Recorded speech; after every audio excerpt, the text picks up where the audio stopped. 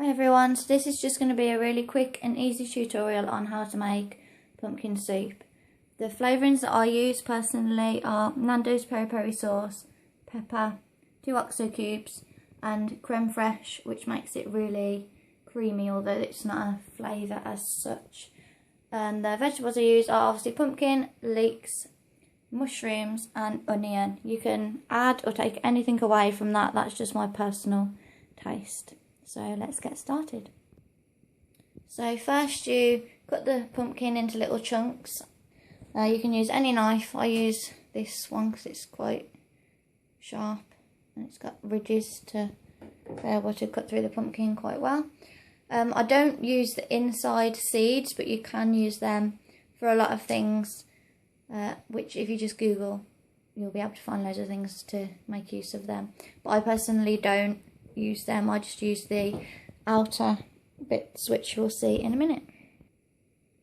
The easiest way I find of cutting the pumpkin is to just cut it in half rather than just take the top off, because it's quite tough, and then cut it down into little bits, and then you can use your knife to cut the chunks off like that, and it makes it much easier.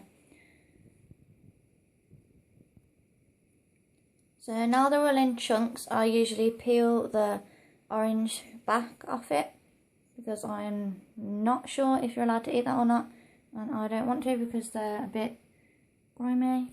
I always use some tin foil to put the excess inside bits on, because if it gets on your surface, pumpkin stinks and you cannot get the smell off for a couple of days. So I would suggest you doing something like that. So cut it into really little chunks and put it into your pan. It'll be easier to cook if you do it really small.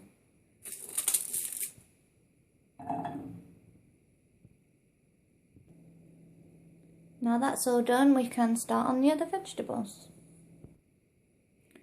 All done, so we can turn the fire on and let it cook for a bit. Right, so once the vegetables are cooked, you're going to want to add your flavourings. So I had a cupful of the peri peri sauce, 2 OXO cubes and the pepper.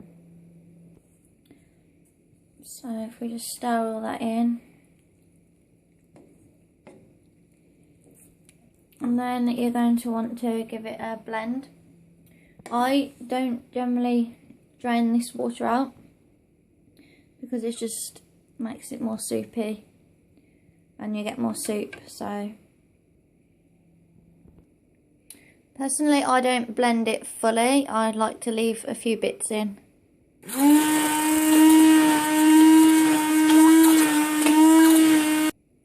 Once that's done, I add the creme fraiche, which just thickens it up and makes it nice and creamy.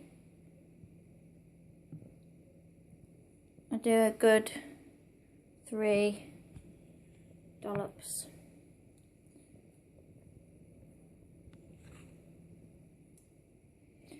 And then I mix it around. After cooking that for another few minutes, it is now ready to serve.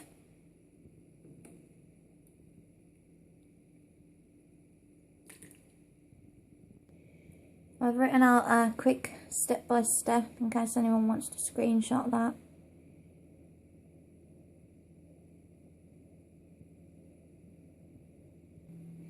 Thanks for watching. Bye.